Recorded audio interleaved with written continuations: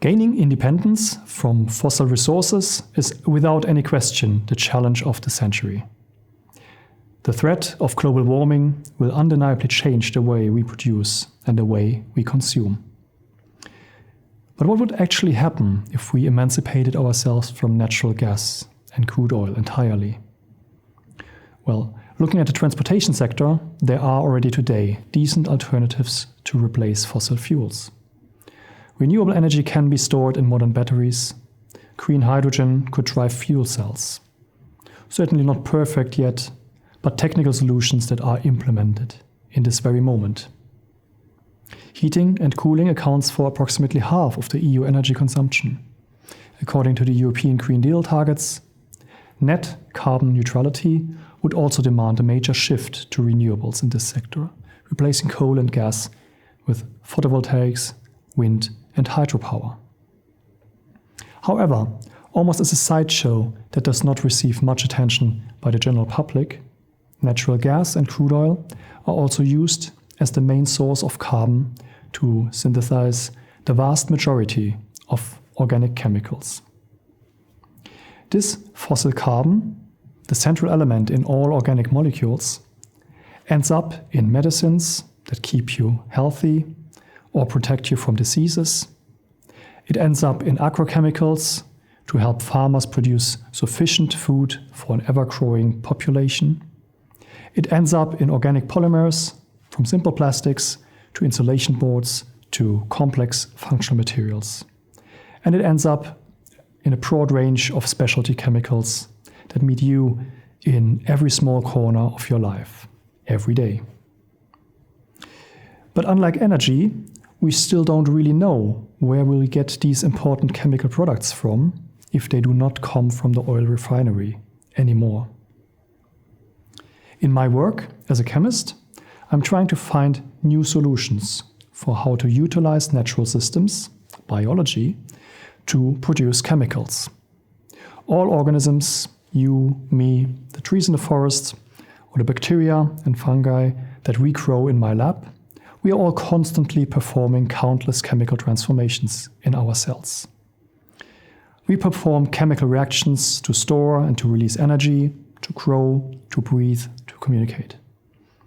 Stationary organisms, such as plants, use chemistry to synthesize powerful toxic substances to protect themselves from being eaten by animals, which is a smart thing to do if you cannot run away.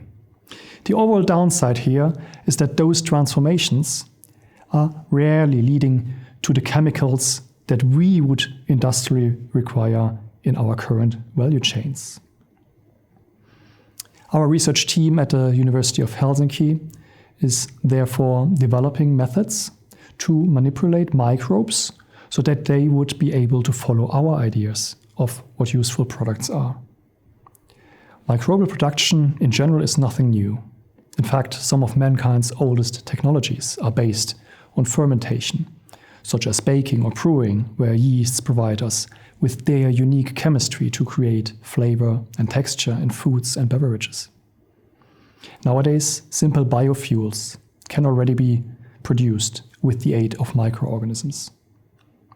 However, the natural chemical space is narrow.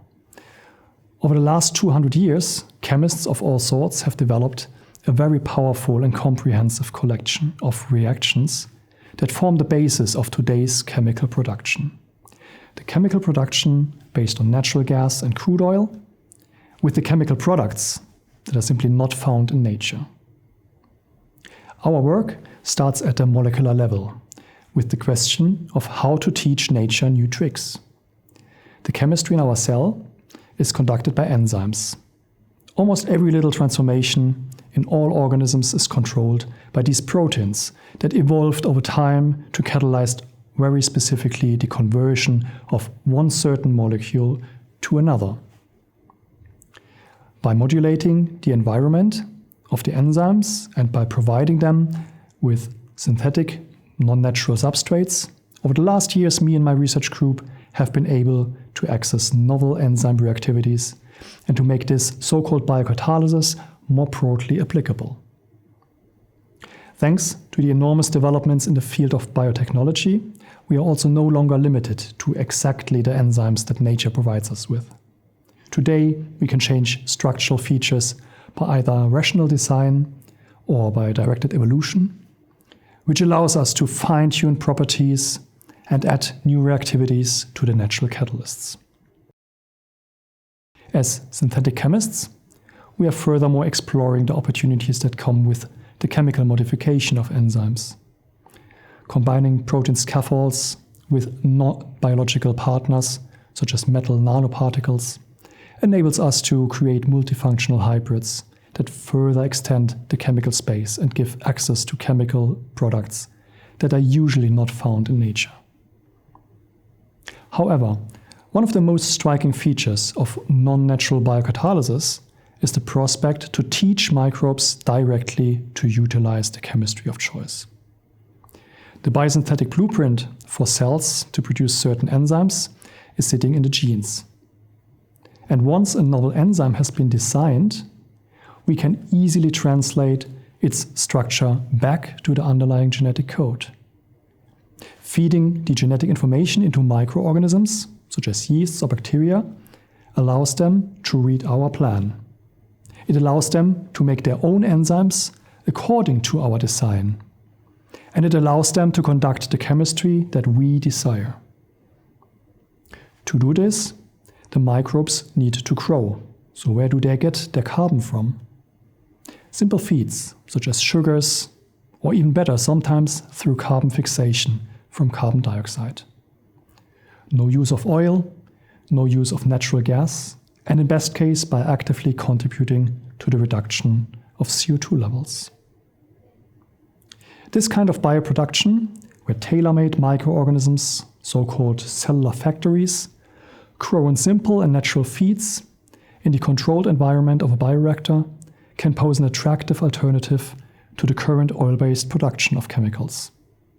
And even though my research group at the University of Helsinki is looking at the very fundamental scientific challenges, we are part of a community whose combined efforts will hopefully lead to technical solutions for the environmentally friendly and carbon-neutral production of our future chemicals. If you are interested to learn more about our specific projects, read our latest publications, or get to know my research group at the Department of Chemistry in Helsinki, please visit our website at www.deskalab.com.